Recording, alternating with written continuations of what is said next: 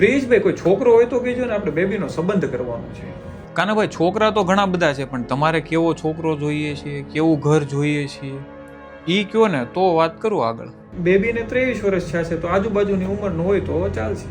22 થી 25 વર્ષના છોકરા તો ઘણા બધા હોય, પણ તમારે એનું ઘર કેવું જોઈએ છે, ભણતર કેવું જોઈએ છે, એ કયો. જો આપણે નાના ઘરમાં તો નથી દેવું, તો કવડા ઘરમાં દેવી છે. આપણે તો છે ને, જો ઘરનું મકાન હોય, જમીન હોય, પણ ખેતી ન કરતો હોવો જોઈએ, અને એના પપ્પાની થોડીક પ્રોપર્ટી હોય કે શું છે, ઘરે સારું હોય ને, અને નળંદુ જાજી ન હોય, કેમ કે ઘરમાં એ મગજમારીનો એકનો એક છોકરો હોય ને તો વધારે સારું પડે.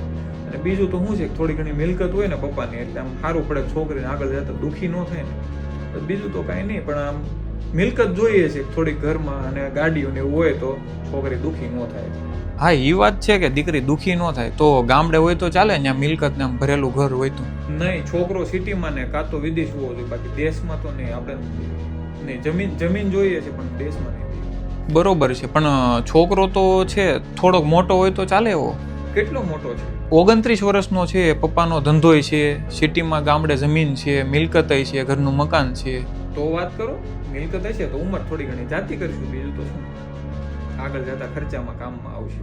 છોકરો બાર જ ભણેલો છે, પણ પપ્પાનો ધંધો સેટ છે. બેબીએ તો કોલેજ કરી છે, પણ વાત તો ચલાવો, ધંધો છે ને. હું તો વાત કરીશ, પણ કાનાભાઈ મારે તમને એક સવાલ કરવો છે, ખોટું ન લગાડતા. બોલો ને. કાનાભાઈ, તમારે કેટલી મિલકત કે જમીન કે મકાન છે?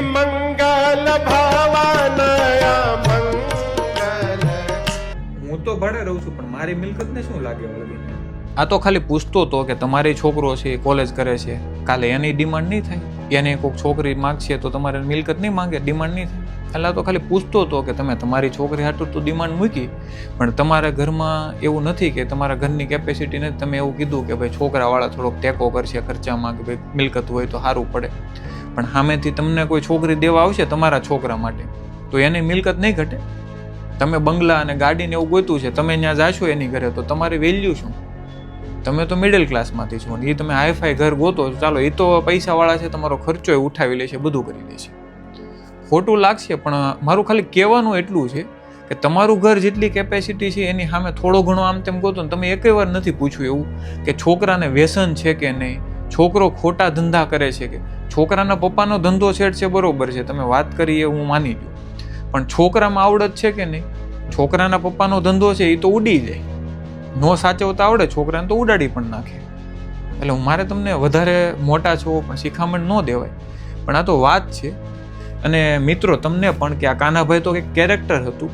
આપણે બધા પ્રોબ્લેમ છે ને આપણી ઘરેથી જ ચાલુ થાય છે. આ બધી માર્કેટમાં ડિમાન્ડ બહુ થાય છે, પણ આપણે દીકરી દેવી છે ત્યારે ડિમાન્ડ આપણે પણ કરીએ છીએ ને, આવું જોશે, આવું જોશે. આપણી 50 લાખની મિલકત છે ને આપણે 500 કરોડના, 5 કરોડના, 10 કરોડના મોટા માલિક ગોતીએ છીએ. બધાના બાપની દીકરી વાલી જ હોય, પણ એને આપણા ઘર કરતાં થોડીક સગવડ સારી દેવી છે, નો ડાઉટ દેવી જ હોય.